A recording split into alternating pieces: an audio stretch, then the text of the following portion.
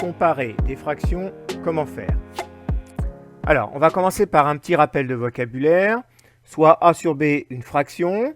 Je rappelle que A sur B, c'est aussi un quotient. Cela signifie A divisé par B. A s'appelle le numérateur, B s'appelle le dénominateur. Et pour que ce soit une fraction, il faut que A et B soient des entiers. Alors, comment comparer des fractions? Prenons un premier exemple. Donc, je dois comparer ici 3 cinquièmes et 10 quinzièmes. Pour l'instant, je ne peux pas dire qui est le plus petit et qui est le plus grand parce que mes deux fractions n'ont pas le même partage. La première a un partage sur 5, la deuxième a un partage sur 15. Autrement dit, un dénominateur de 5, un dénominateur de 15. Alors, commençons par représenter la fraction 3 cinquièmes. 3 cinquièmes, ça veut dire que mon rectangle, je dois le partager en 5 parts et que j'en prends 3 parts. 10 quinzièmes, elle, mon rectangle, je dois le partager en 15 parts et j'en prends 10 parts.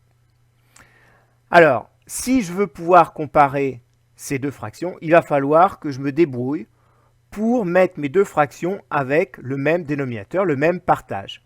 Eh bien, ici, je vais modifier mon 3 cinquièmes pour le mettre un partage sur 15, en multipliant tout simplement le numérateur et le dénominateur par 3. De cette manière-là, j'obtiens 9 quinzièmes.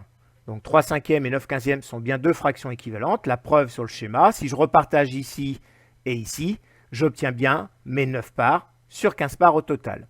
Maintenant, mes deux fractions, eh bien, je peux les comparer puisqu'elles ont le même partage, le même dénominateur. 9 quinzièmes étant plus petit que 10 quinzièmes, je peux en déduire que 3 cinquièmes est plus petit que 10 quinzièmes. Prenons un deuxième exemple. Je dois comparer 9 vingtièmes et 2 cinquièmes. Bien là encore, mes deux fractions n'ayant pas le même partage, je ne peux pas trancher au départ pour savoir qui est le plus petit, qui est le plus grand. Donc je vais modifier cette fois-ci ma deuxième fraction, le 2 cinquièmes, pour la mettre sur un dénominateur à 20.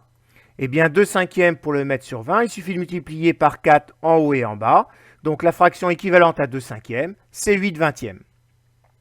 Comme 9 vingtièmes est plus grand que 8 vingtièmes, eh bien je peux en déduire que 9 vingtièmes est plus grand que 2 cinquièmes.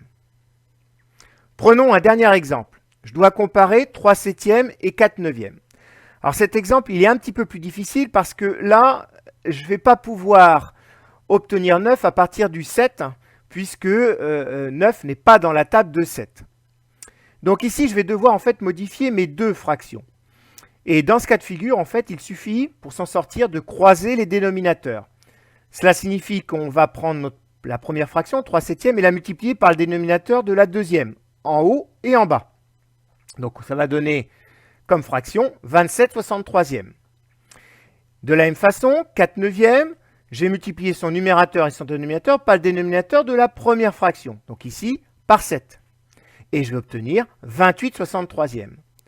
Maintenant, ces deux fractions ont bien le même partage, je peux les comparer. Je sais que 27 63e est plus petit que 28 63e. J'en déduis donc que 3 septièmes est plus petit que 4 neuvièmes. Il faut donc retenir que pour comparer des fractions de dénominateurs différents, il faut d'abord les mettre au même dénominateur, le même partage, puis les ranger dans l'ordre de leur numérateur.